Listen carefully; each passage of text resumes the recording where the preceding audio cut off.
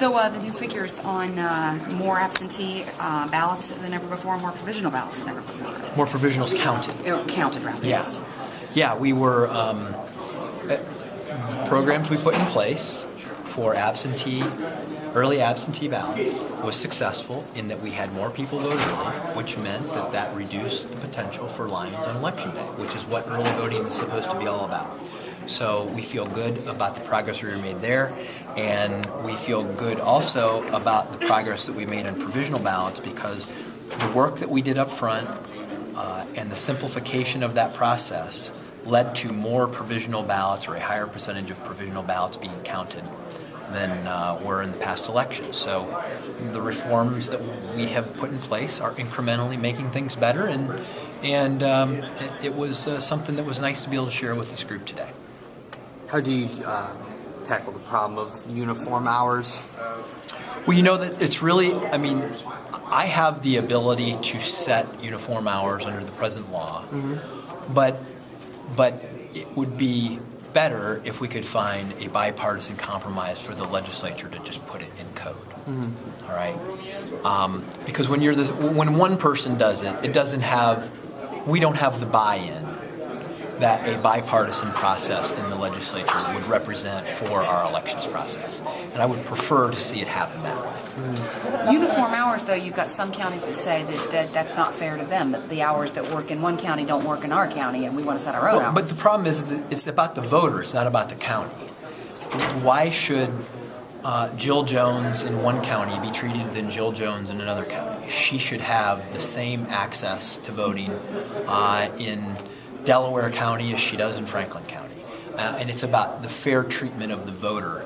And the counties are going to have to adjust to serve the equal needs of voters across the state. What kind of money are we talking about on voting machines? Are we looking at millions, hundreds of millions, billions?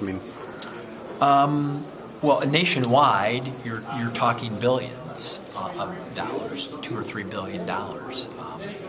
The point I'm trying to make is that the federal government came in 10 years ago with a solution to what they perceived the problems were.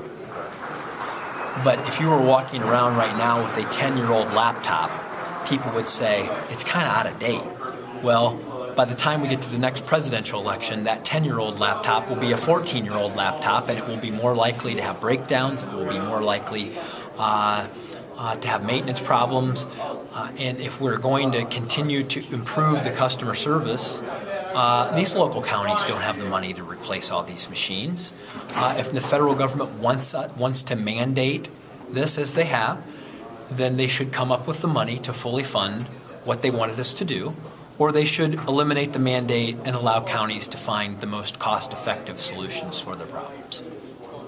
The fraud disenfranchisement piece, can you clarify or expand a little bit on what you want to have? We're going to be issuing a directive of what we're going to ask the counties to do.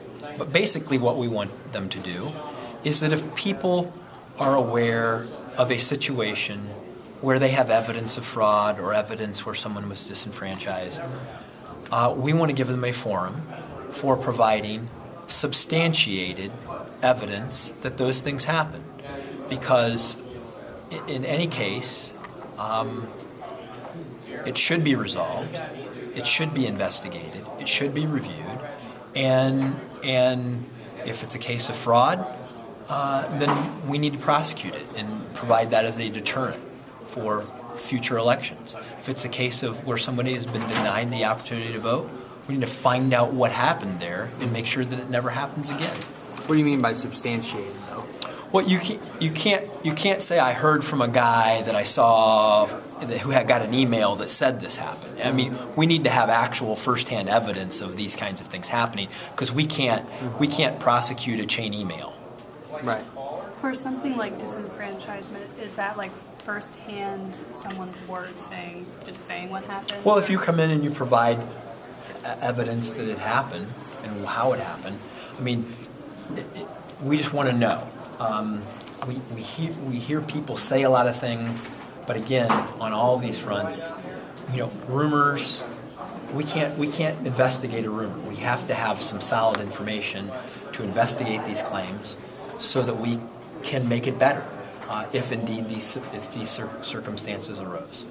But you're going to be directing the local boards to handle this. Asking the local boards to handle this. This should be done at the local level by the boards and ultimately referred to their local prosecutors if there are problems. Why do this, though? Were you getting a lot of these claims being sent to your office, or what made you? I think that there are a lot of people who out there who have heard rumors or seen something on the internet or got an email that alleged something happened in this state regarding to a voting irregularity. And my point being is that if you don't address these rumors and myths become conventional wisdom.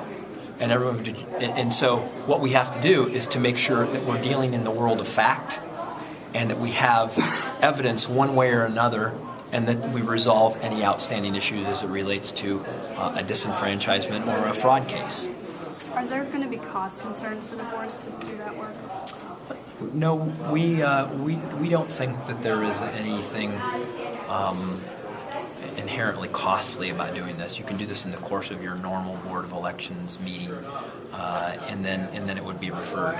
If the evidence is presented, you would review the evidence and turn it over to your local prosecutor. But back to the uniform hours thing just for a minute. You did have to act in the last election. You set some hours.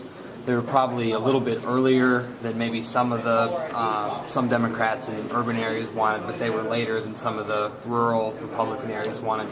You're asking for the legislature to step in here, but should whatever they come up with look something like what you set? Just kind of in the middle there? Understand, what we did increased the number of hours for voters to vote in this past election in most counties. Mm-hmm. Okay? So, at this point in time, I am not